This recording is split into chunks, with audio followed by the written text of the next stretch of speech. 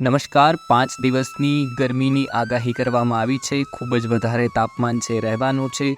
ગરમી આપણી ચામડી દજાડવાની છે. આની વચ્ચે આપણે વાત કરીએ કે ગુજરાતમાં આજના દિવસમાં ક્યાં કેટલી ગરમી રહી શકે છે. હવામાન વિભાગની ચેતવણી મુજબ આજે જૂનાગઢ, અમરેલી, રાજકોટ, પોરબંદર, કચ્છ, ભાવનગર, સુરત અને વલસાડ જેવા જિલ્લામાં તાપમાન ખૂબ જ વધી શકે છે.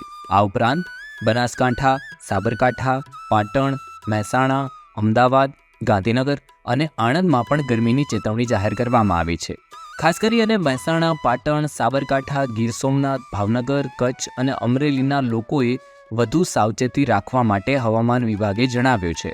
લોકોએ બિનજરૂરી બહાર ન નીકળવું જોઈએ, પાણી પીતા રહેવું જોઈએ અને લૂથી બચવા માટેના જેટલા પણ પગલાઓ હોય છે એ લેવા જોઈએ એવી હવામાન વિભાગે સલાહ આપી છે.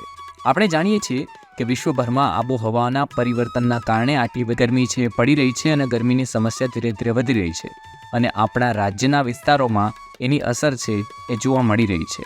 હવામાન વિભાગે લોકોને વિશેષ કાળજી રાખવા માટેની સલાહ પણ આપી છે. આપણે સૌ સાવચેત રહી અને આ ગરમીની સ્થિતિનો સામનો કરીએ અને આપણા આસપાસના લોકોની પણ કાળજી લઈએ એવી વાઇબ્સ ઓફ ઇન્ડિયા તરફથી વિનંતી. આવો આપણે સૌ મળી અને આ ગરમીની લહેરને પાર પાડીએ અને આજનો દિવસ શુભ રહે એવી વાઇબ્સ ઓફ ઇન્ડિયા તરફથી શુભેચ્છાઓ. ધન્યવાદ.